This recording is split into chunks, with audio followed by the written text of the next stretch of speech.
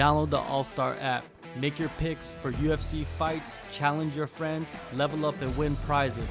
Link in description. Get it now.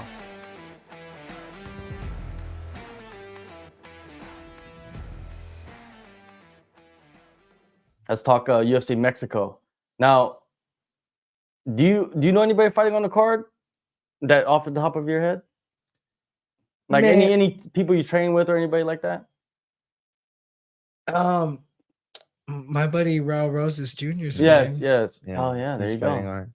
He's fighting Ricky Tercios. Oh, that'll be a cool one. It is a cool fight. That is a cool fight. Raul, man, what do you think of him? How old is he now? Is he 19 or something now? Yeah, he's 19.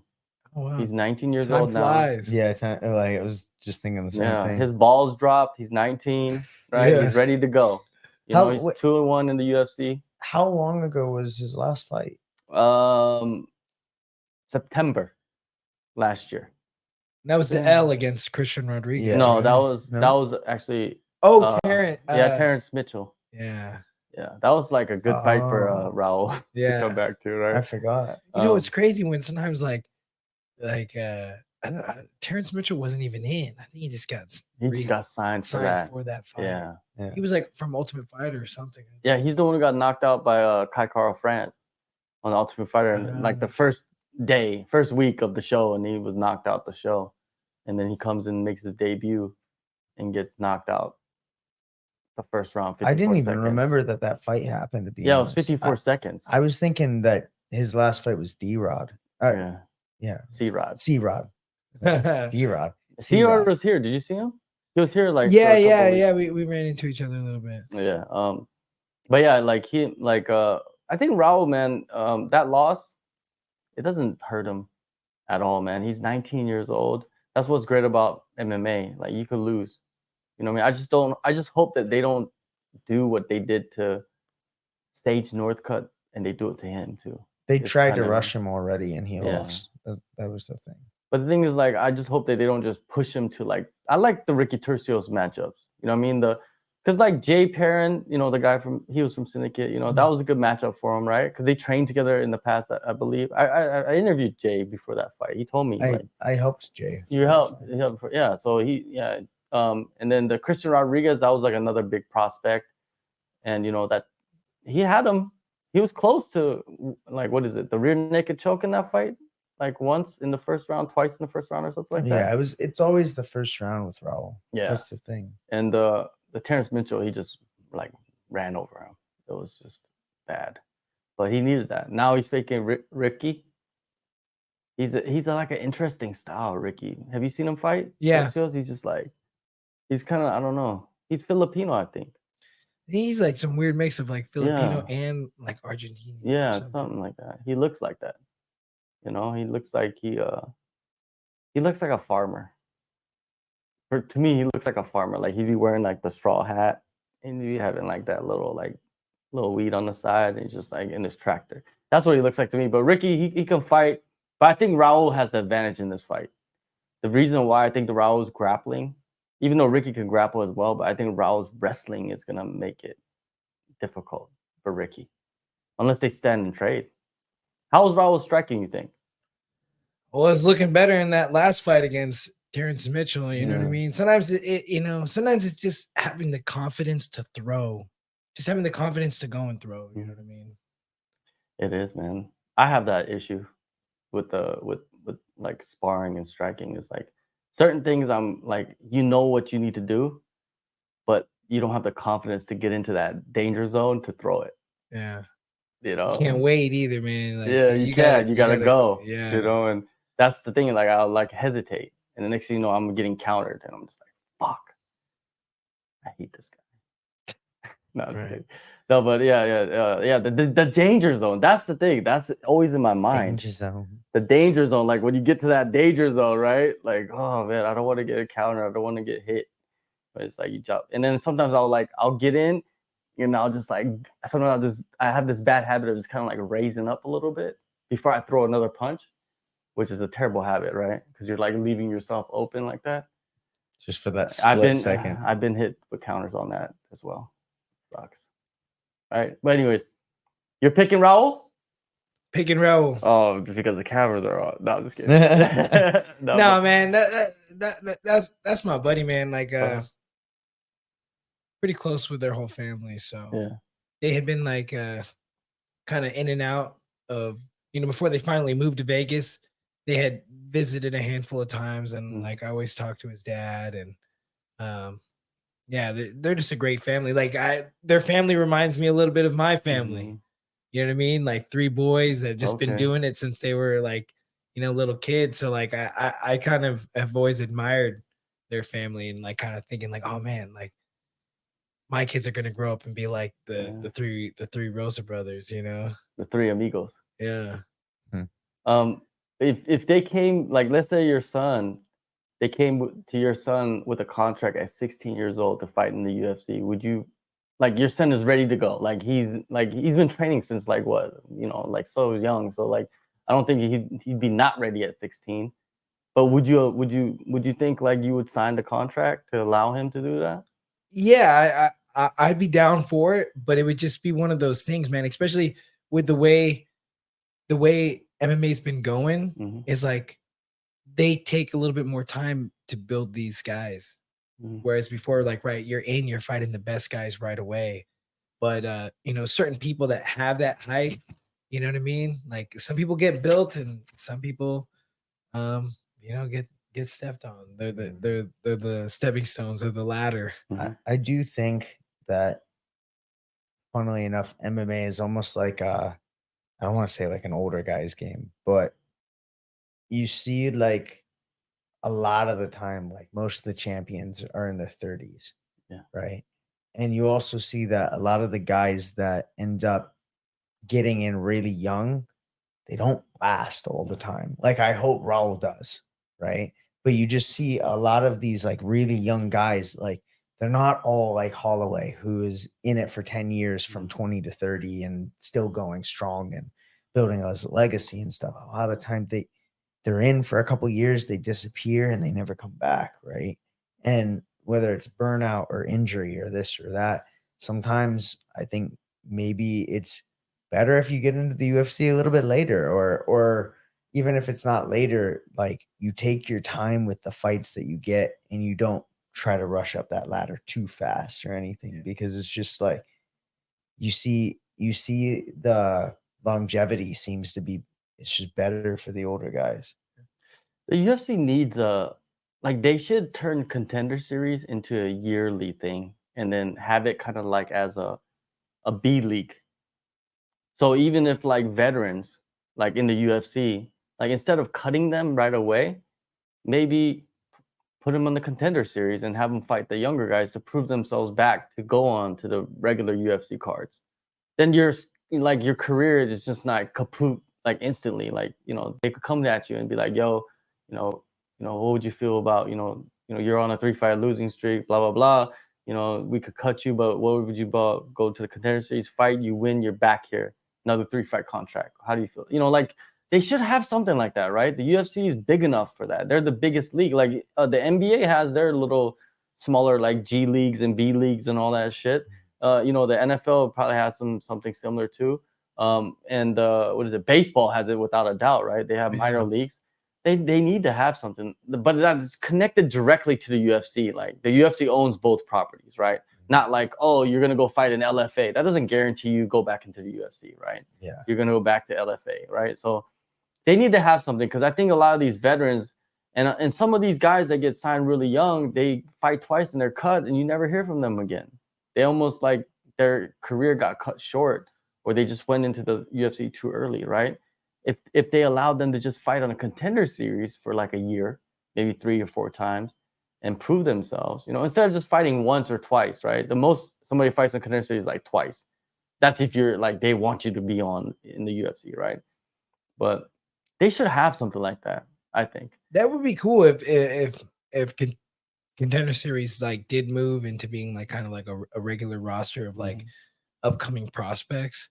And maybe that could be a place for guys that like, have a lot of hype, but still are like, 3-0 or something like that. And CM build, Punk. yeah.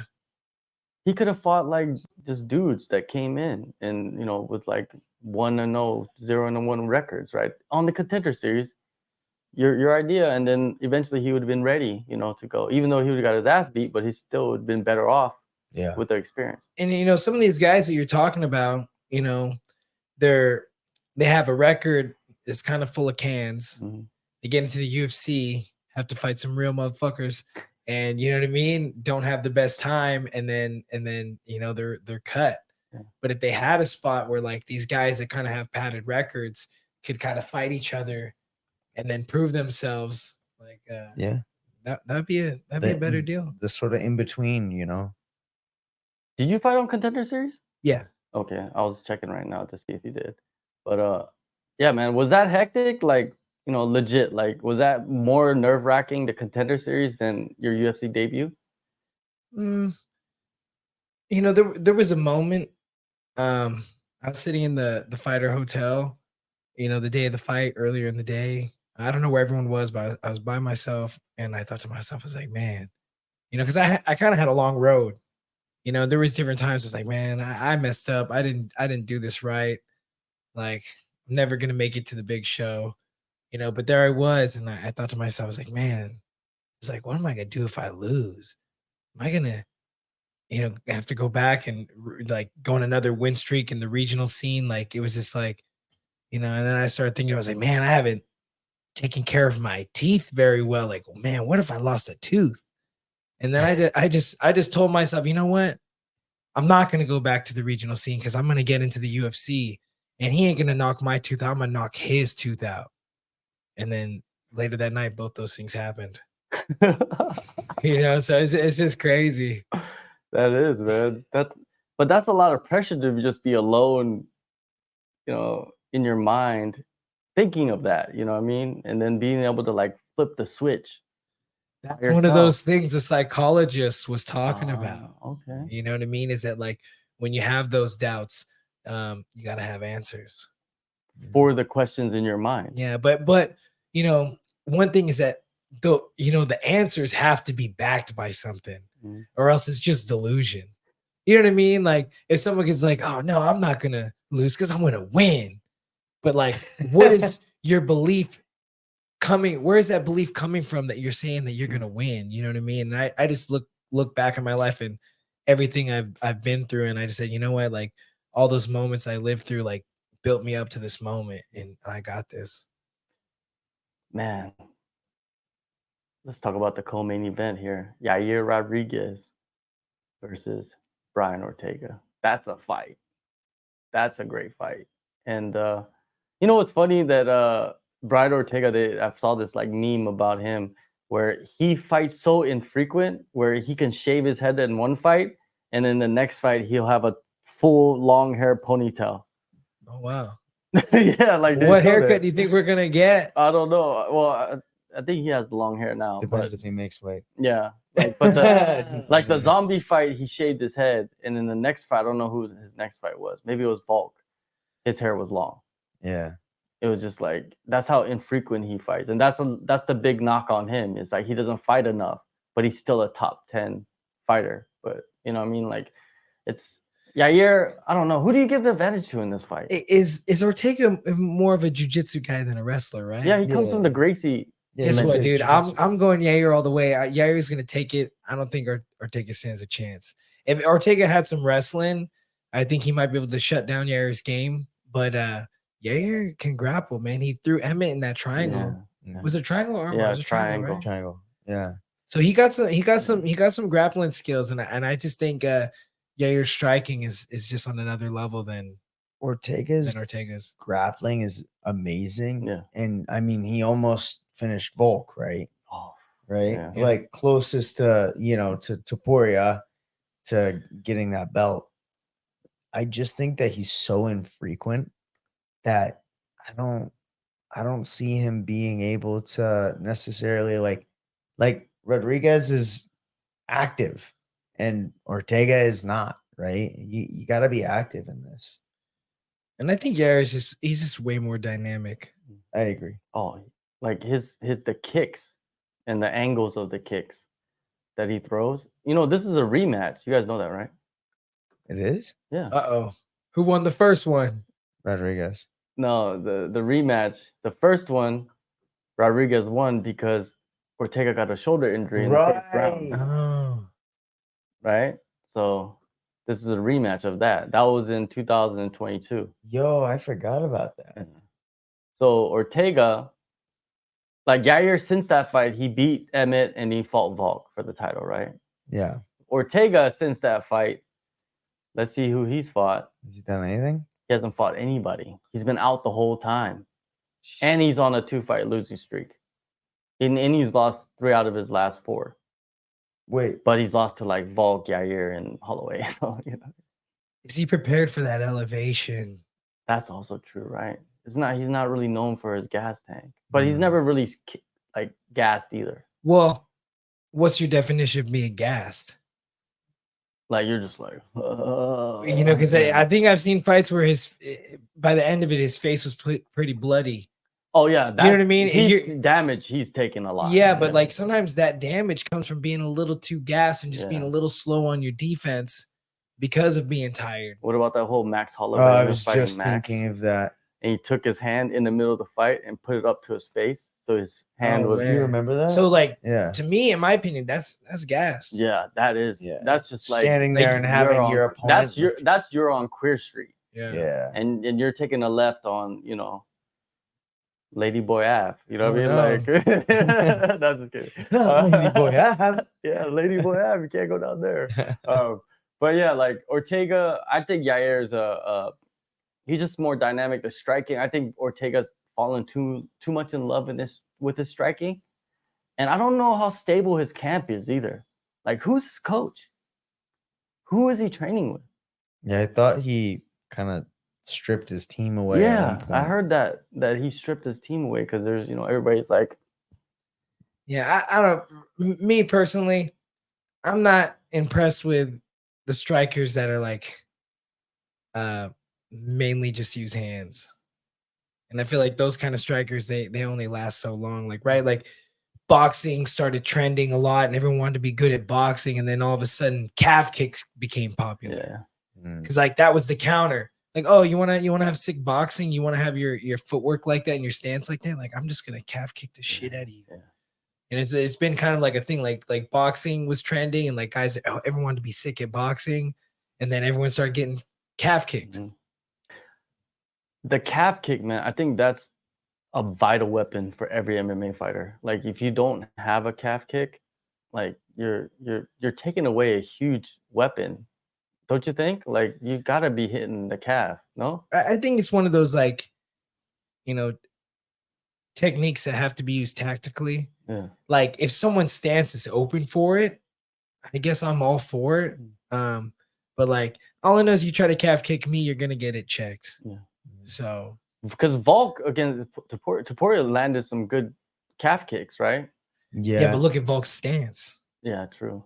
Kind of like his stance is open for it. So But nobody else did that before, which was weird, right? Yeah. But I just That think was I think there are some people like Mhm. even though the calf kick is trending and there's a lot of people that use it, I'm sure there's still some people that are like, you know what I mean? Because it doesn't always go well. Yeah. You know what I mean? Like the part of the knee that can break that shin is like right next to the best spot as far as like kicking the calf. You know, that target can like Weidman. Yeah. Oh, Man, that one was brutal. Yeah. And it's like Uriah Hall just kind of like leaned into it. He didn't even necessarily check. it. Yeah. Yeah. It wasn't like a real check. Yeah. It was kind of just like leaned his weight Yeah. on it. It's almost like he was too late to check it, and he just like barely he moved. just wanted to. Yeah, it was he like, was like bracing for impact in Yeah. a way. Yeah. You know. It was- So it's like, man, like you just better hope. Like it really is just the angle of their stance. Like just a slightly more square, dude, you're hurting yourself. Yeah. You know what I mean? But if it's open and you can work it out.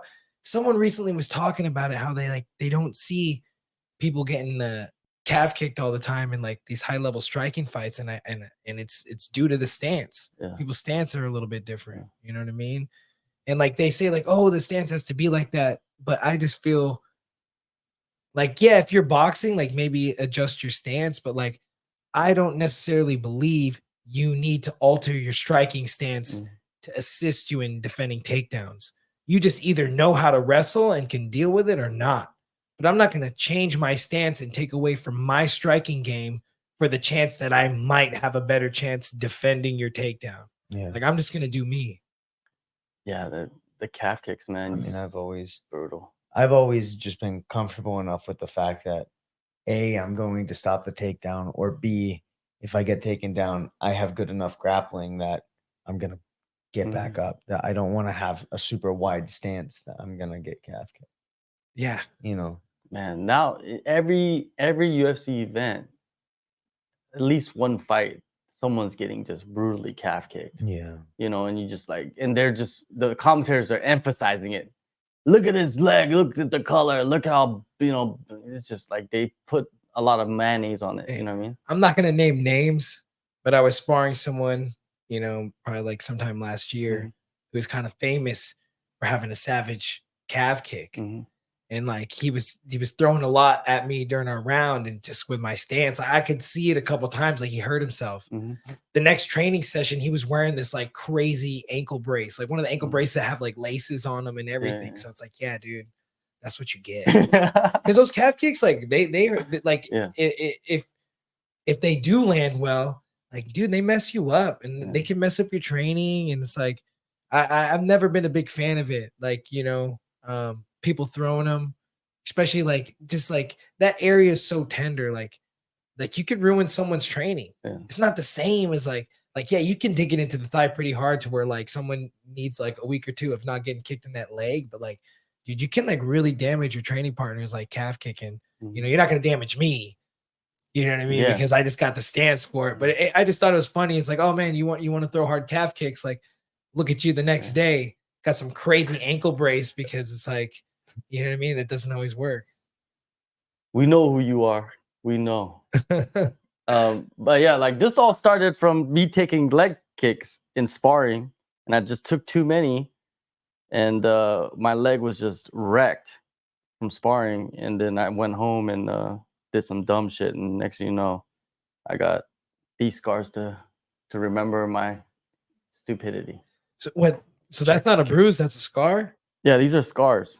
So like these are, Looks like cupping. Did you cup your bruises? No, I iced my leg because my leg was just like, I couldn't barely walk on it after sparring because I took too many leg kicks to the thigh, and I iced my leg, but I didn't wrap my leg up. You know, So I put ice directly on my leg, and then basically what the ice did was it burned my leg. So these are like third degree burns, and these are second degree burns from ice. And then I had to go, dude, this cost me $10,000 to fix. I had to get skin grafts. I had to like get surgery where they were scraping my skin off. Dude, that's like the worst pain you'll ever feel in your life. Oh wow. And there's nothing. They're just taking like an ice cream scooper looking thing and just going because they have to take all the dead skin away. Yeah. So they could just burn the other spots. It was man, it was just the whole process. Anyways, I picked Yair to win TKO. I'm right there with you. Yeah. I think Yair is gonna go do his thing, man. I think Yair, after that Volk fight, it kind of really lit another fire under him. You know what I mean? Because he wasn't doing too terrible, but you know what I mean. I thought he would have had a better chance than he performed. I think he's gonna come in here already. You know, he's mad. Keeps talking about how he wants to fight. Well, Taporia. actually, he is saying that he wants to beat the shit out of Taporia, even if it's not in a cage. Yeah. Oh wow. Yeah. What did Taporia do to him? He said he should retire because he lost a Volk. Wow. Yeah, Taporia's, you know, he's doing his thing. You know what I mean? He's talking his things on all the contenders, luring them in and stuff like that. But Yair, I think he wins TKO. Ortega, I like Ortega a lot, but I just think like he's just too unstable. Like it's hard to like go with a fighter. They're not fighting frequently enough. You don't know like what's really going on with their like training camps and stuff like that. Yair, you know, he has a solid camp. He's always had the same people around him, and he's, you know, he looks better most of the time when he comes out, right? So that fight against Max Holloway, incredible fight, right? If he performs like that against Ortega, he's taking Ortega out. Like that, I don't think Ortega is going to be able to withstand the barrage. You know what I mean? And Ortega's taken some beatings in the last couple of years, dude, bad ones. what is it?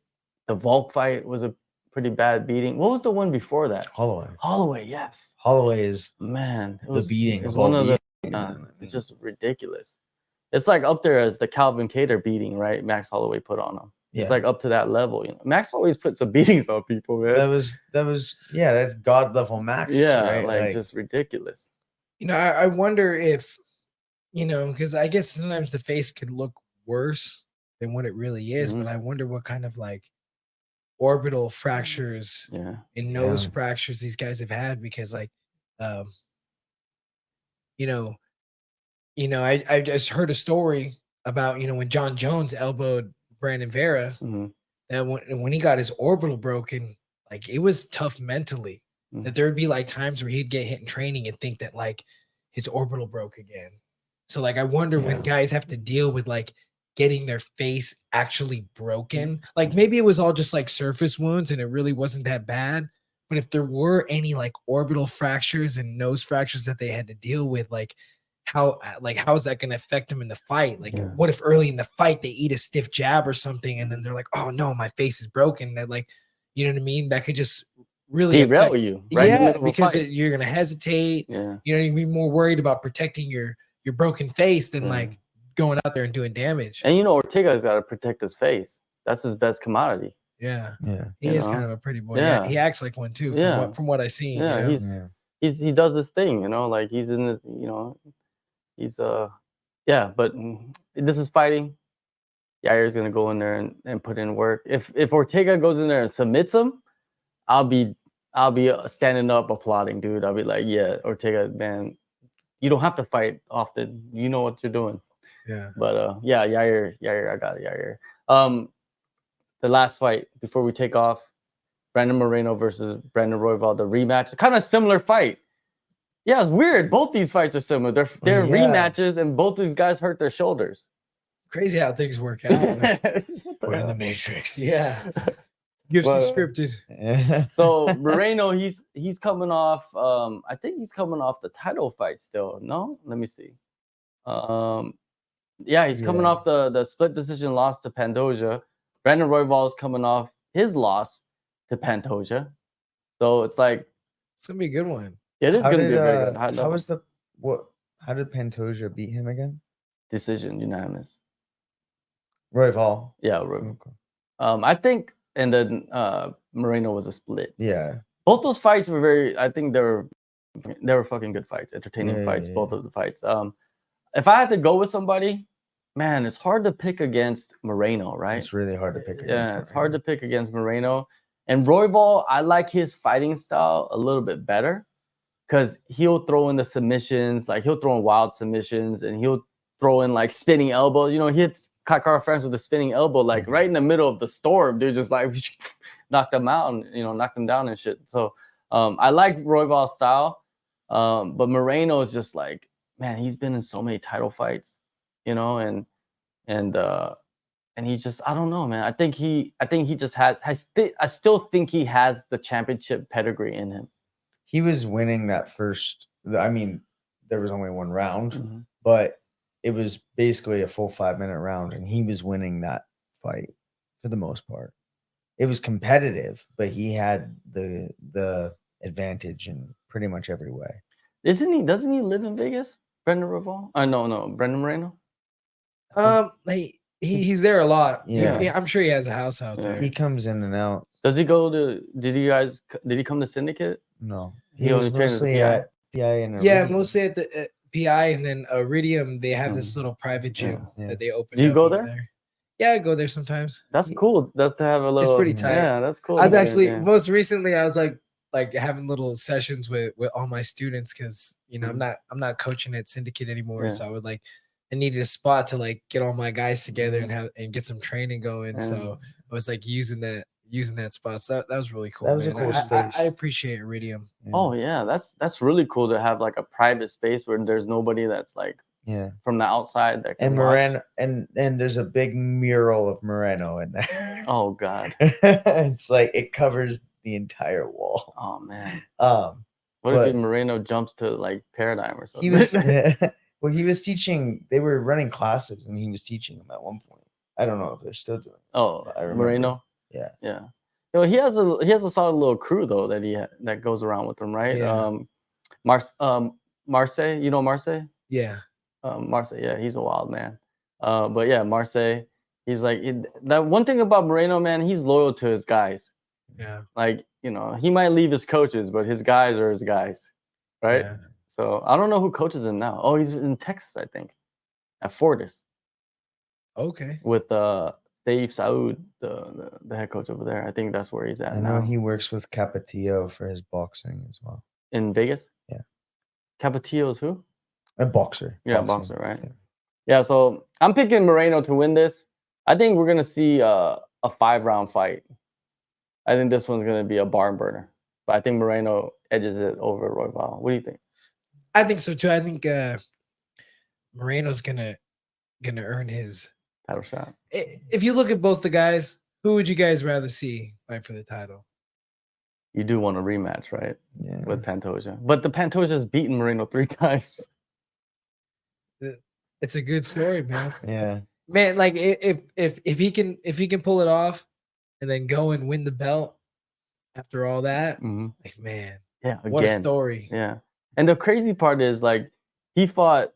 If he does fight Pantoja, that will be his fourth time fighting him, and he fought his second time fighting somebody four times. Yeah, that's crazy, right? In the UFC. Yeah. Man, and we were just earlier we were talking about how Demetrius Johnson was running the division back in the days. Like, man, it's like it's kind of been all the same guys at the top, you know? Yeah, but well, the last couple of years has always been Moreno and Figgy. Yeah, back and forth, right? Just fighting each other. While the rest of the division is like beating each other. Yeah, it's like. And then but they gave a couple guys shots, you know what I mean? But then Moreno knocked them off, you know what I mean? Or Pantoja knocked them off. Like they were meant to fight each other again. I think they will fight each other again. I don't mind them fighting each other again because these are title fights. You know what I mean? And he's earned his spot. It's just not like, oh, you're the golden boy and we're gonna put you in this spot. If he beats Royval, he beats one of the best guys. It's kind of like that whole situation with Holloway where Holloway just kept fighting Volk. Yeah. Right? Yeah. But then because at any time he fought anybody else, he just murked him. Yeah. It's like, oh, I guess he deserves that fight, right? Yeah, it's just I'm gonna start making a game for these previews. It's like, do you know this fighter? And then I'm gonna like quiz all the fighters, odd fighters of UFC cards. I think I'm gonna make a game out of it eventually. But because it'd be pretty cool. Yeah, because it's like, do you know who these fighters are? Because a lot of fighters don't even pay attention to other fighters at all. They pay attention to their team, but they don't really pay attention to like what's going on. Being on this show definitely makes me like keep up to date way more. Because I gotta. I feel like I'm pretty up to date, but then there's times where something will come up. I'm like, what? Those guys fought? Yeah. Like, how did I miss that? Because I feel like I'm following everything pretty closely. But if you think about it, man, what a world we live in now, where it's like that we pretty much have UFC almost every weekend of the year, almost every weekend.